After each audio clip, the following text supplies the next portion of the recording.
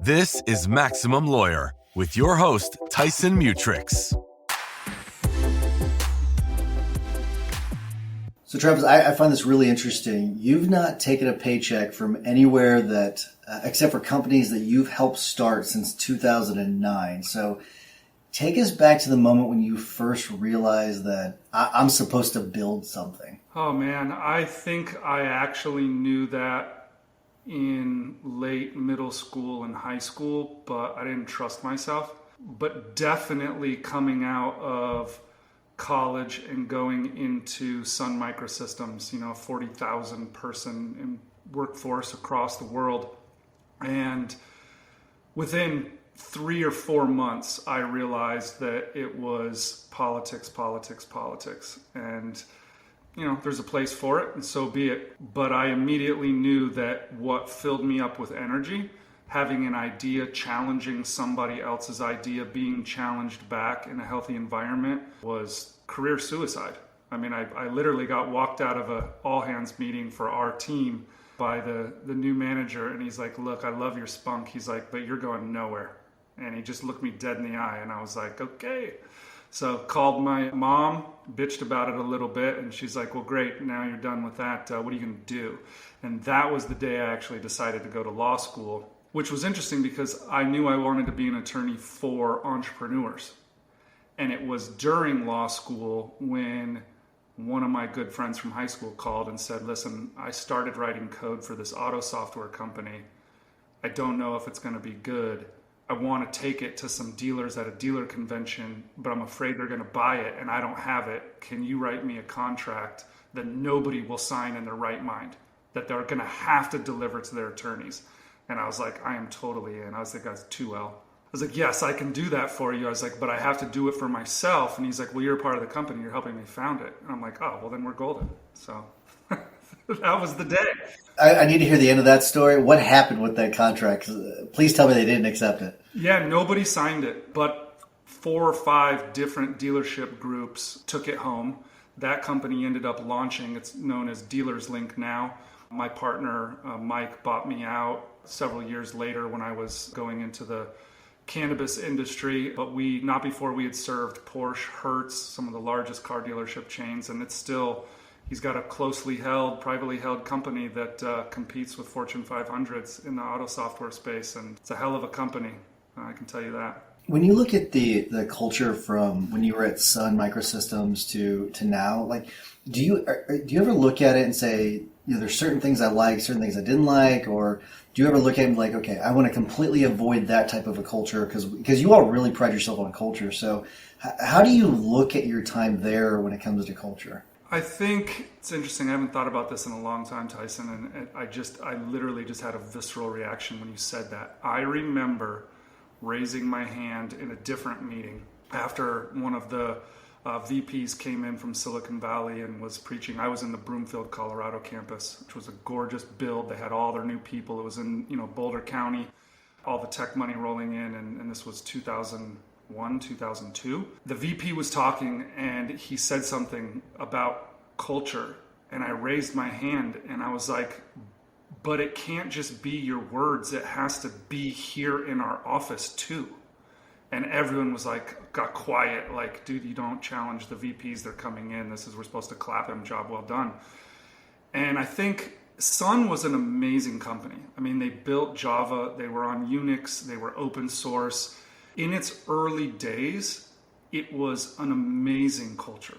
And the people that I met when I came in 2000 that had been there for 5 to 10 years, they reported things that I just never experienced. And I'm sad I didn't get to, because Scott McNeely was, in all rights, a tremendous CEO in the early days. But that company doesn't exist anymore, right? It was purchased by Oracle and it's gone because there was no actual backbone of culture. There was no self. And I don't care if the company's 40,000 people or 4 people. The reason I'm proud of the culture at CGH is because it is literally an embodiment of Kevin and Tim. I wasn't active in the firm when we founded it. I invested because I had the law license and I could, and I supported them in their first business, and guys, we're going to do board meetings. This is going to be what our EOS plan is going to look like. Like, come and report to me 90 days. Let's set goals. Let's make rocks. Basic business management stuff. But it was theirs. And they were never afraid to say who they were and then build in that replica. And I think for me, culture, it's truly shared experiences. And then you design your business machine to manufacture those sorts of experiences. When you're not being truthful from who you are, but you're attempting to build a culture of what you think your workers want or what the market wants to see, and the famous one is ping pong tables and pizza breaks, right? Like, that's all the memes are made about, because that's what people did after Google did it. Well, someone at Google, it was probably real for them. But, if you don't play ping pong and you don't eat pizza, but that's what you're shoving down everyone's throat every day as fun culture, it's just an integrity breach, right? And so that, to me, that's the culture. And at Sun, I saw it. Like, what you said wasn't what I experienced. This was a joke, a running joke. I had the 6 a.m. shift because I did systems administrative support, and it had to be 24/7. So there were 3 shifts that ran around the world, and we ran a shift, and then we transferred to Amsterdam, and then Amsterdam transferred to Tokyo. And it went like around. And so I was there at 6 a.m. and I'd be walking in, 5:45, 5:50, and there were bigwigs in the company that worked in the night shift. Probably how they got to be bigwigs. I'll do the night shift. Well, their Ferraris and their Porsches and their everything were parked up in the front and labeled for reserved for parking. But one of their culture, they preached, we're all equals. It's all one team. And like we would joke, you literally remind me every day I'm about to get to work that's not true. And that was the shared experience of the 6 or 7 of the RC, as we called it, the Resolution Center staff, walking in every morning. And that is what I took away from Sun. It doesn't matter what it is. It can be Gordon Gekko, or it can be the, coffees for, closers. Like, if that's who you are, then it's okay to have that be your culture. You just got to be upfront about it and, stick to it, and then build a machine that gives those. If it's cutthroat, dollar bill, y'all, hey, fine by me, but you got to start from self. How do you prevent from becoming like Sun? And I know that, you've got nice things to say, but you don't really want that culture, right? So how do you prevent from having that culture creep in? Because it does seem like you all do a really good job of sharing the money, right? And there's got to be some sort of temptation to say, hey, maybe we need to cash out a little bit more of this, and the owner should take a little bit more money, a piece of the pie. So how do you prevent that from happening? Because that's got to be tough sometimes. Yeah, it is. And I think ultimately the way business building works in my mind, and what I shared with Kevin and Tim years ago, and what I'm codifying today inside the firm and in other places, it goes self, customer, machine, and team. And you build in that order, and it goes over and over and over again. And you go revisit the self to make sure that you've checked in. Who am I? How do I feel? What do I care about? What's important to me? And then what gift am I here to give? And then you realign and make sure that you're targeting and serving that actual guest that respects and has honor for the gift you're giving. Most of us will do that intrinsically unless we go to chase a big shiny dollar bill or diamond or something out there that we're like, this could change my life. But those people traditionally either burn out, get divorced, addictions, or they write a book later in life about how they were short-sighted and now they figured it out again. So, spoiler alert, that doesn't usually pay off. I think for us in the culture, it's then the third component is the machine, and it comes before team. And there's a reason for that, right? Like, in my theory, your team comes last, and it's not because I'm a jerk. It's because it's the only proper way to serve them and take care of them. Because if you don't know who you are, and you don't know what you have to give, and you don't know exactly who you're giving it to, then you can't build a machine that the people who want to work for you can fit inside and actually meet everything that's important to them and fulfill themselves. And I give this analogy. You're a carpenter, Tyson, and you want to build me a house. and I'm a GC, and I say, I've pulled my own permits, I'm going to build this thing, I love this design, you're the best carpenter in the world, I want you to build this thing for me. And you are so excited to come to work on day one. And I gave you a screwdriver and, a thumbtack. You would feel so unseen and alienated and disappointed. We had the same vision. You love the house. You love to build. I want the house. When you build it, I'm going to thank you and give you a hug and a bonus. And it's all matched up, right? You want to do the job. But the machine is wrong. And it shows that I don't have any respect for the thing I actually want, this house that you care about. And I don't have any respect for you as the worker who needs to use my machine to produce the gift that I want, the house. In our business, our core values say we communicate well. That's literally one of our 4 core values. So we give the P&L on the coffee room table every quarter, printed out in full. You want it, there it is. That's how we don't get tempted to be greedy, because our machine puts the profit every single month, and it goes up and down, and people know hey, that's a great month in March. It's going to be a great, you've got a lot of years, months left. It's a PI business. It's going to go. But as we start coming in towards the end of the year, when it's real money and you're going to pay taxes, you're going to spend it, you're going to invest it, whatever you're going to do, there's no room for us to change or to get greedy or wake up one morning, with a tickle bug, because we've already built the machine to honor what we said was true. So there's nowhere for us to hide. And I think it's really important, because even the people with the best intentions will from time to time have an off day or an off moment, or become selfish, or have a need, or have a big emotion and do something snap. So build a machine that doesn't allow you to violate your values. That's actually, when you asked me, how do you build the culture? You don't build the culture. Is simply shared experiences. So what you build is intentional experiences that you desire over and over again. And it's amplitude and it's frequency, right? You can throw a ginormous party at Christmas time and give everyone a bonus check. That's giant amplitude. Feels really good. But people don't remember it for very long, even though it went deep in because it was big.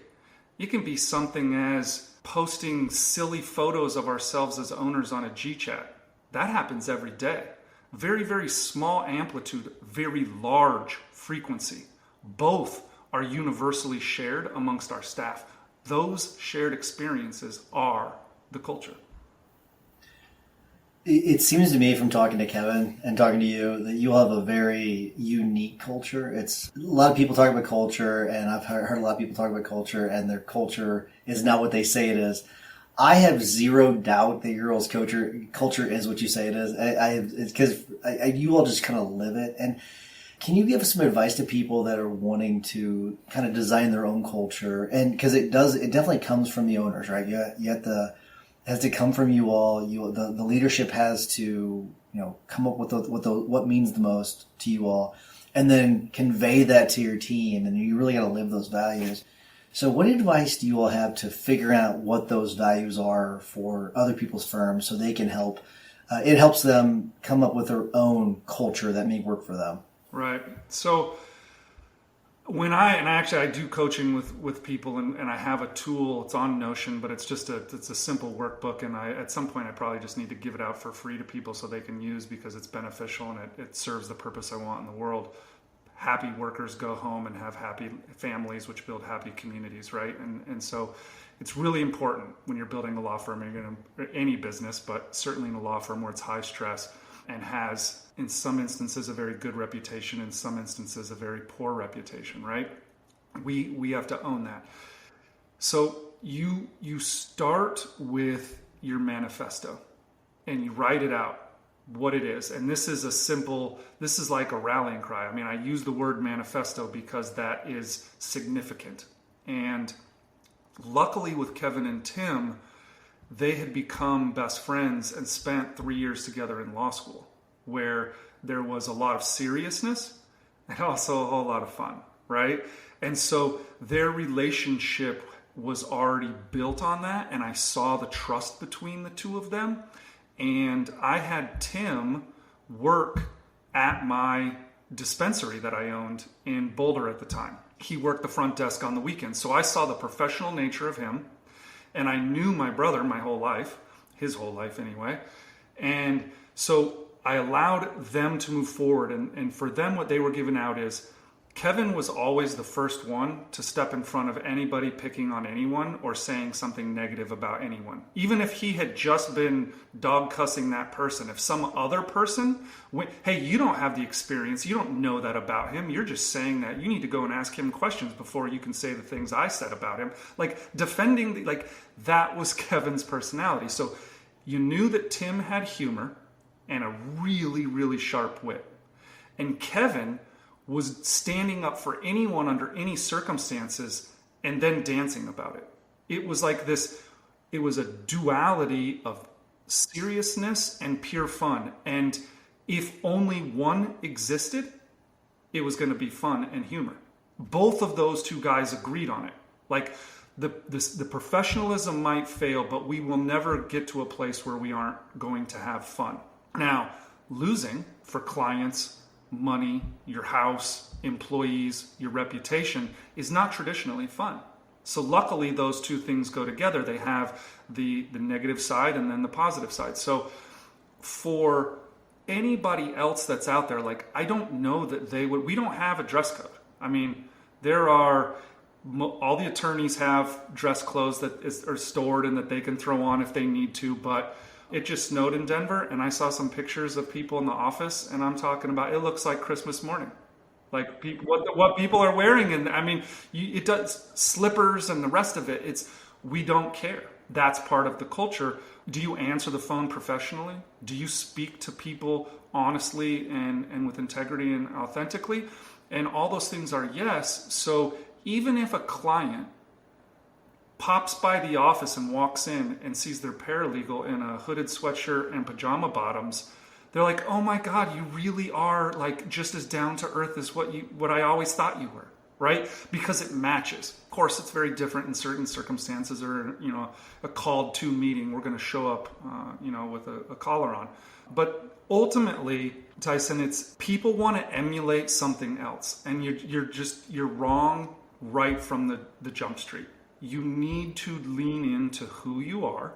And if you're going to partner, make sure that you complement or that you respect each other for who you really are. For those of us that have been married, this is a very similar circumstance.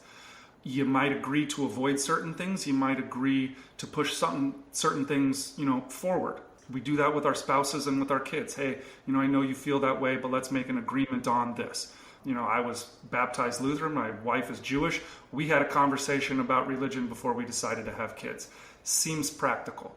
Same thing with your business partners. Now, how do I push that into a culture? What is the most important thing? Take your manifesto, that it should give you goosebumps when you're done reading it. This is why I'm put on this earth. This is why I'm assembling this tribe. This is what we're going to accomplish come hell or high water. And then these days, honestly, put it into Claude, put it into GPT and say, based on this manifesto, can you extract 5 core values? And then you'll read them and you'll be like, yes. And you're like, no, that's not. And great starting point. Obviously, don't have the AI write your core values for you, but pull out of what was naturally in you that you thought was just self-evident. All of a sudden, it's going to show it to you in core value form. Now, if you're just starting your firm, great. But if you've already got a firm and you want to check this, go to the oldest employees that you've been very happy that they've been with you. Put that in front of them and say, agree or disagree, right? Why? You can iterate on that. And when you have your manifesto and your core values, now sit down and build, I don't know how many, coming out of business school, I knew my flow charts and my Venn diagrams and all of my, PERT charts, Gantt charts, the rest of it. All you really need is a process flow map. And you say, this is what my business does from intake to trial or settlement, right? And put the boxes on it. Put your core values in your manifesto up there and say, what am I in charge of through this process that reinforces these core values? And just start like, if you don't have any ideas, put them both back into GPT or Claude again, or go grab that old employee and ask them, hey, if you're the person doing this box and this process map, and these are our core values, how do I make sure, what can I do in your machine and part of your job that every single day will let you feel like these values are real? And they'll tell you. For us, it's a hybrid work schedule. People can work from home, people can work in the office. Kevin and Tim said, they're 10 years younger than me, and they said this is going to be a youthful place. We're going to be the old guys. And so far, that's what they've built. So they've built something that makes sense to, the younger millennials and Gen Z. So that work schedule, the music policy, so every interview, every application that we request in, our job description says in your resume or in your cover letter, you have to write your favorite music genre. And if you forget to do it, you're just ineligible from working for us. Because this is a really important part. Because we have a Red Rocks full team party bus that goes up and does a Red Rocks concert. That's a part of it, because for Kevin, music is losing yourself in somebody else's passion, somebody else's cause. That's what we're doing as our attorneys. Yes, we have to stay grounded, but we have to get in, feel, and be a part of, right? You have to be vulnerable for a minute. You have to be open, and he wants to see that. So if you're afraid to go to a concert, if you're afraid to talk about music, for him, so we have the high amplitude, low frequency, that's our concert. But what happens when you walk into every office, there's a whiteboard, they have the listening to today. Like, it's just a thing that happened. Someone did it once. Kevin started following through. Every time I fly to Denver, I'm listening to something on the airplane, and I get on my rental car, I drive to the office, and the first thing I do is I walk in to the pre-lit office, and I write what I was just listening to. And they're usually like, come on, boomer, like making fun of me. I'm not actually a boomer, by the way. I think we're clear on that. But my kids and my staff call me that. I know it's a long answer, but it's all I know how to do. No, that's a good answer. So there are some really big personalities in your firm, and one of the big obstacles to partnerships is ego. So not personality, but ego. And I've seen so many partnerships break up because of ego. So with all of the big personalities in the firm, how do you all make it so that ego doesn't get in the way of a good thing? Yeah, that's a tough one. And the way that we're doing it, and I won't say that egos don't rise from time to time. I mean, in all of us, all the time. Thank God we have egos. We wouldn't be able to have this conversation without one, right? But once again, I go back to, we designed the machine to alleviate the pressure of the ego. So our L10 meetings, we have the man down rule. So if I'm sitting here and I'm doing this, and all of a sudden I saw somebody do that in the meeting, I'm obligated. It's a rule. I have to man down. Now everyone stops and looks at me, and I'm like, Jerry, I saw it, man. I don't know what happened in the head or the heart, but I saw it. So share. And now all of a sudden, so what happens is, at first, we're all equals and we're all willing to be called out. And when the boss, like if someone's bringing up a thing, but Kevin really has something he wants to say because he was on a roll and he, is in trial mode, and he's like, you're interrupting my direct. And no, we stop, right? The managing partner stops and has to answer the question of if this is a leadership team, it might be the intake director is asking the managing partner to express his feelings. Hey, it's the way that it goes. So it applies to everybody. So there's a safety net there. But really, the ego is designed, right, to make you feel good about yourself and safe and protected. So most of the time, that's just being right. So what we do to avoid the ego coming up is we work from positions to needs. The ego has positions. The position is, I'm right, you're wrong. The position is, this is going to be our trial strategy, not that, right? The issue is, this is the number that my client wants, not that number. Those are all positions. The need is the underlying component. and it's driven by emotions and safety that aren't egoic. So the example I give everyone, because everyone can understand, my position is I want my neighbor's dog ticketed and gone, period, point blank. I call the cops. I want my neighbor's dog gone. That's my position. He barks all night. It's a nuisance. It's my third complaint. It's against the HOA. Get rid of your dog. That's a tough conversation to have with the dog owner or anyone else in the neighborhood. My need is I'm a single father raising 3 kids, and I work a night shift, and I have got to be able to sleep between 9 a.m. and 3 p.m. or I can't take care of my kids. What, like, totally different conversations. One's my position, one's my need. Needs help us separate the ego. So whenever something starts getting big and I'm in the room or I get an email from somebody, I start with, tell me how it is, knowing 9 times out of 10 I'm going to get a position. Then a follow-up question. And what do you need? Usually great, I want you to go share that with Jerry. I want you to go share that with Jackie. Or in the meeting, Jackie, does that make you feel any differently about what's going on? Yeah, it does. Right? And we've had this as an example, and I know because Kevin and Tim are so open and transparent, they won't care. We were going back and forth. We had a meeting I was here in a video, and I can't remember the topic, but Kevin made a decision. I had said something in the meeting, I want to do something, and Kevin kind of steamrolled me. And not intentionally, but he had an agenda, and he's the managing partner, and he was right, natural reaction. And after that meeting, I sent an email to he and Tim, and there was one other person in the meeting. And I was just like, I'm feeling sad. Like, this is mine. I wrote out my need, and I expressed a core value as it went through it. And I was like, this is me. This is where I am. And Kevin wrote back like immediately. He's like, you beat me to it.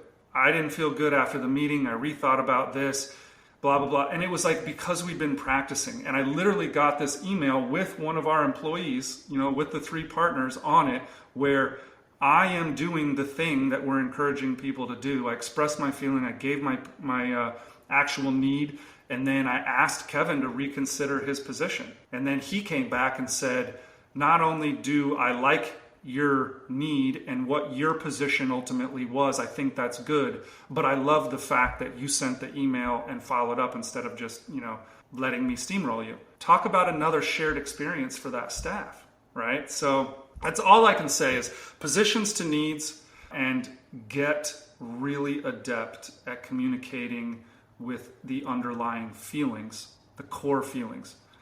We know what happy, joy is. We know what sexual is, although traditionally that's also creative. So you could say, not a place for work, but that's traditionally creative. So there's really 3 core left. You're either mad, you're sad, or you're afraid. That's it. And if you're afraid, tell me what the threat is. If you're sad, what's the potential loss? Or what was the loss? And, if you're mad, 2 options. You're getting something you don't want. What is it? Or you're not getting something you do want. What is it? And when you can ask those questions, because people were able to get to the core, people, they'll be like, I'm not mad, I'm just frustrated. You just put a little white in your black and called it a different color. Like, come on, right? That's mad. That's what that is. You can mix them and overlap, and you have guilt and shame. Okay, well, you're sad that you did this thing, and you're afraid that it might lead to something else. I feel guilty. Well, that's just 2 things put together. These are our primary colors, and the feelings work the same way. If you can speak in them, you can start to separate, or at least acknowledge, when the ego is involved, because it just wants to be right. It's good stuff. This is brilliant. I really like it. I'm loving a lot of the stuff. I'm making mental notes of a lot of these things. I was like, I really want to take some of this back and use it. It's really, really good stuff. So I hope people are taking detailed notes, because this is a really good one. You're giving very detailed explanations, which I love. I want to ask you about reputation, because you attribute one of the biggest parts of the success to CGH is the reputation part of it. And you all really work on fostering a good reputation. And you directly trace that back to your culture. So I wonder, help me understand how you use culture in building the reputation part of the firm. Well, we know that reputation and ultimately conversion, decisions to refer somebody to us or to choose our services, it always comes down to trust and likability. So somebody can't decide if they like you if you don't show them who you are. And we talked about that with Kevin and Tim from the day one when they met each other. That's how they interacted with each other. That's how they interacted with their girlfriends that became their wives. It's how they interacted with their brothers and their professors. Everybody, you've known Kevin for a while. You've met him several times. Has a different Kevin ever shown up in front of you? Never. He's the same Kevin every single time. I can close my eyes, picture Kevin, and that same Kevin is always the same Kevin. You're right. And if you gave me one word to describe Kevin, I would give you jolly. Yes. Perfect. That's a great word for it. The man is jolly, and I love him for that. And so do the people in his lives, and so do his staff, and so do his clients, and so do his peers. And so when he gives that openly, some people don't want that. They don't want a smiling attorney. Great. But you give people a chance to determine if they like you. If they do and in the same way, if you meet Kevin and Tim in a room, you will get Kevin's jolly, which will ultimately lead up to a little of patting himself on the back, because that's Kev. And Tim will make a joke about Kevin patting himself on the back. And then they'll both laugh and hug, and then it carries on. And it goes on over and over and over again. And so, if you're okay with the humor, because Tim's going to have it all the time, and the jolly with Kevin and the kind of larger than life, they decide they like that. Now, I need trust, right? It's likability and trust. Well, why do they trust?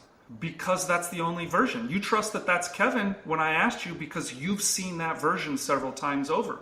Well, when the person that referred you to them told you, you're going to love this guy, he's a riot, really smart, but don't worry about it. You can show up coming from the gym. He's not going to judge you. Just go and have your conversation with him. When what they like is repeatable, they trust. Then obviously the results of the actual business continue to build on that trust. But the reputation for us starts with likability and trust. And so we broadcast what we like about ourselves, right?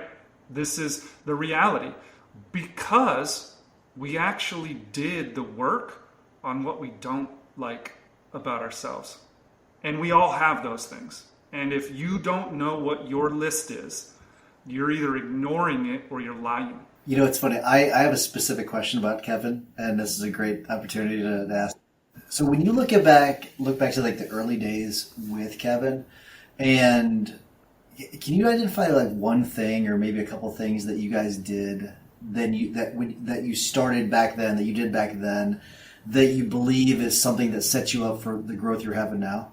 So in the firm years, since the firm started, or even back? Well, either. Really either. I wonder if there's anything that you can point to that either you did before the firm or that you did at the early days of the firm that have set you up for success. And maybe you're not even doing that thing anymore. Yeah. The thing that's coming to mind, and there might be more, because my trade is I think while I talk, and obviously it works sometimes. But well, let me give you a second to think about it, because Yeah, well, there's the reality here is that the one piece that I know is real, that it works for Kevin and Tim, and frankly, even with me in this point, is I told them at the very beginning when they'd started the firm, and then I was going to put the capital in, and I was like, guys, you have to be very honest with each other, and you have to follow, the core principles. And to this day, we still do each other's formal reviews.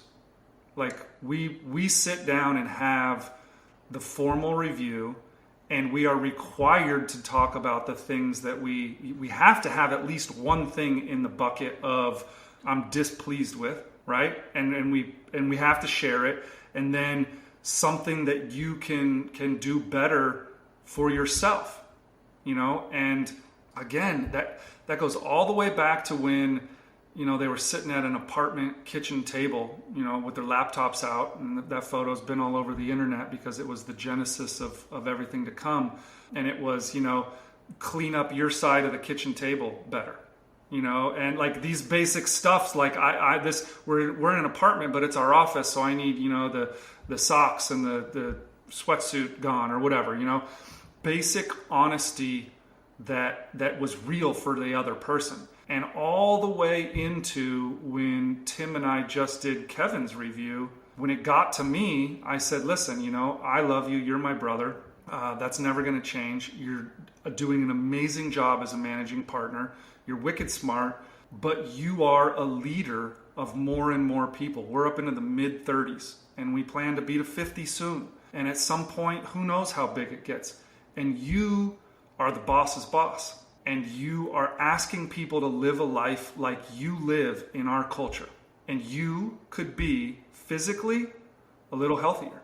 And I was like, that's what I have for you, man. Like, it's not, even to my brother, it's not easy. I got another partner sitting there and whatever. And, for anyone that doesn't know I'm listening to this, like, I'm 6'2", 190. And Kevin's my little brother at 6'4", 250.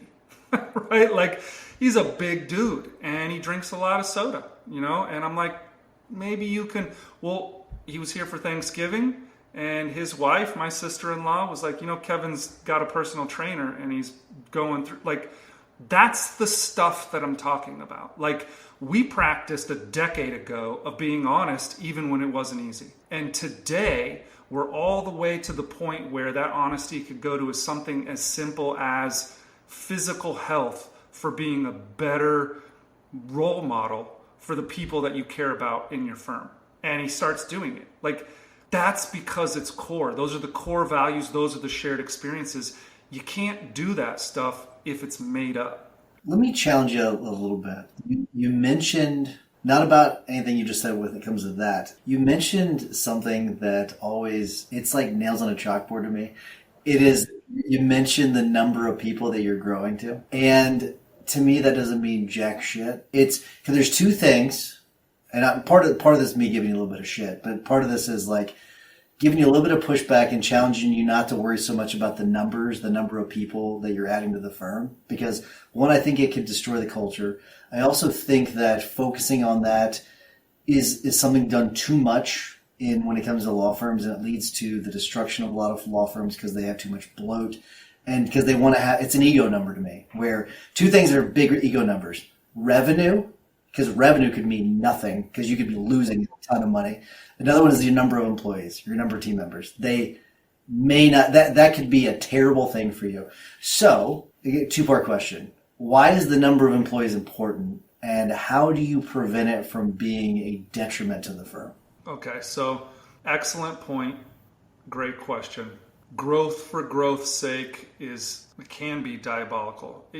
I have never grown any of my businesses specifically to reach a number of people. The reason I said the way that I did, and the reason I do think it is important for us, is because we're building a company for impact.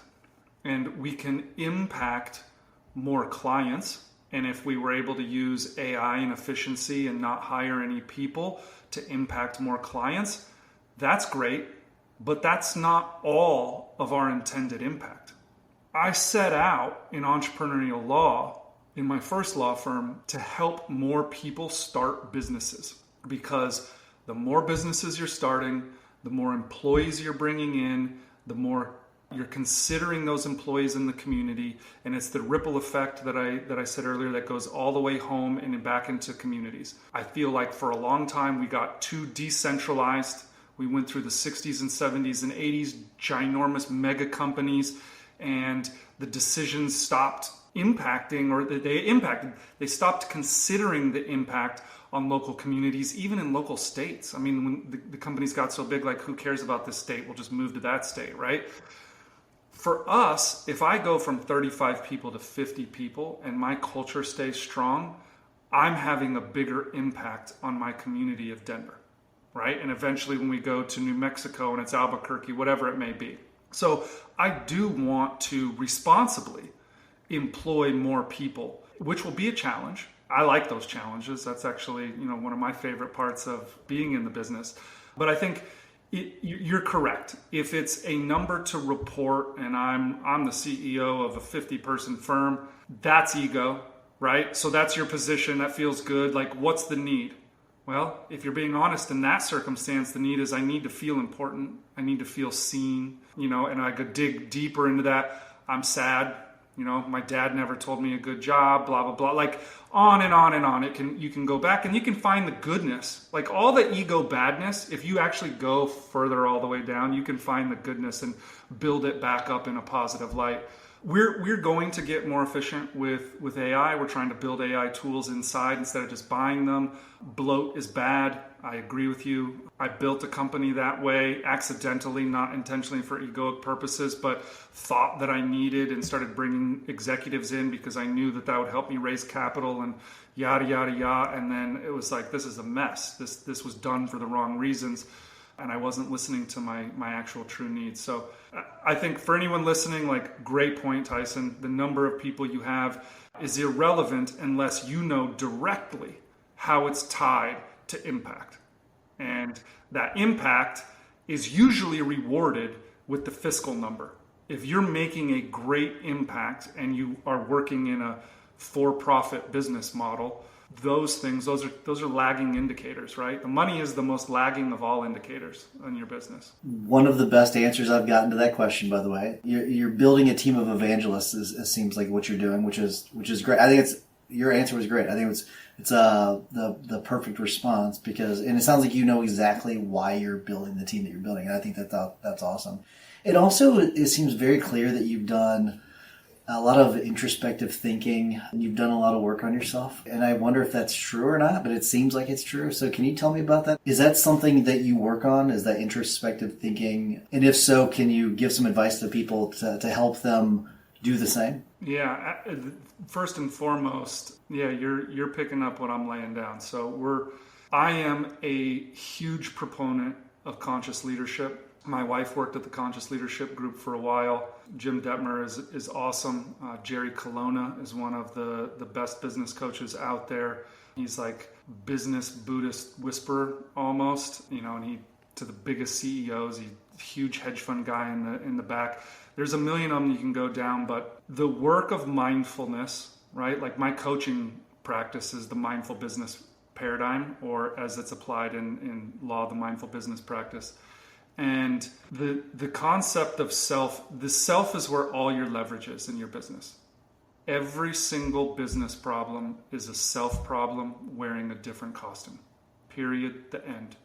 It might be your problem. It might be the self problem of the vendor. It might be the self problem of an employee. But at the end of the day, every business problem is a self problem. You've either chosen not to check another perspective, whatever it is. Freedom, thriving. And I'm not talking about fiscal success. Like, I know plenty is a strong word. I know at least 2 billionaires that are miserable, absolutely miserable. Like, literally one just lost his family, kids won't talk to him anymore, finally getting divorced, has everything that there is, multiple billions of dollars. Because dollars, success, is not the same as thriving. You cannot thrive in business until you know yourself. And so go start doing the work. Meditation, basic mindfulness practice, yoga, all of those things are a part of my life because, there's some universal tenets that translate across the board. And business is just an outcropping of our humanity and the way that we interact inside of our society. Something happens, whatever it is. It's raining. Car hit me, my boss yelled, the client said no. Something happens. That energy comes in your body. Your body has a physical, emergent reaction to the energy. You might get sad. Your eyes might well up. Your heart might get tight. You might get red in the face, and the heat. Something physical happens in your body. And then those feelings generate thoughts.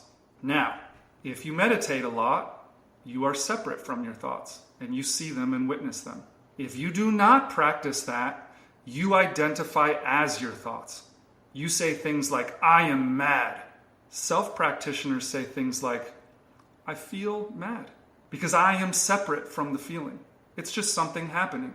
And I get to choose what I do with it, how I react to it, how I respond to it, whether I let it motivate me, whatever, and you can choose. I'm going to go into bed and close the door and cry for an hour. That's okay.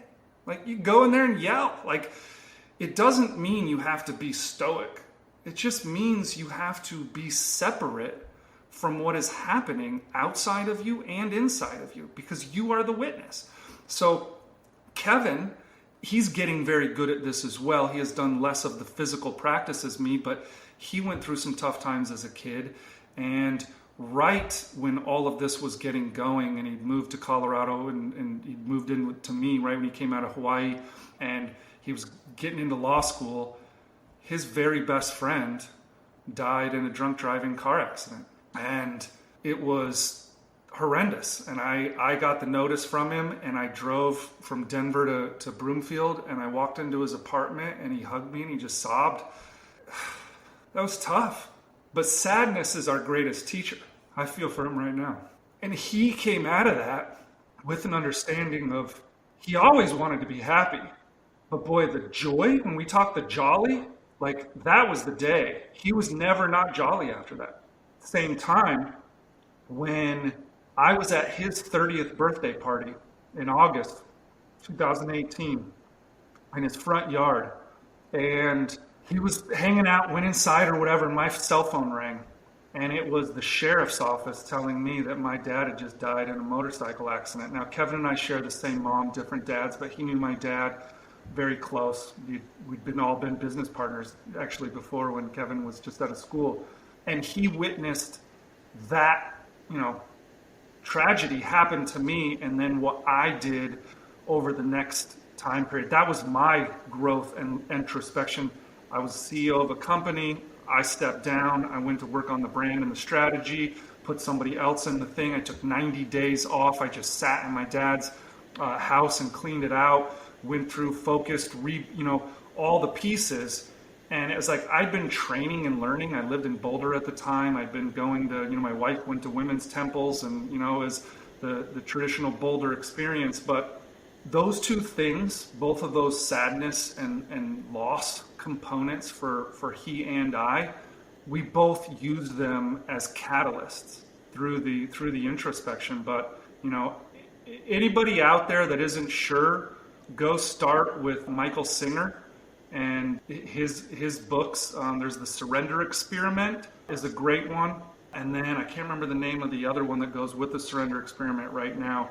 But it is the starting point of a beautiful journey that is really, really empowering. This is not about giving up. That's not what the Surrender Experiment is. It is much different and much more powerful than that. And it's game-changing. And the best business leaders, the very best business leaders that are building thriving companies, thriving tribes, and workforces, they're all leading from self. It's beautiful advice.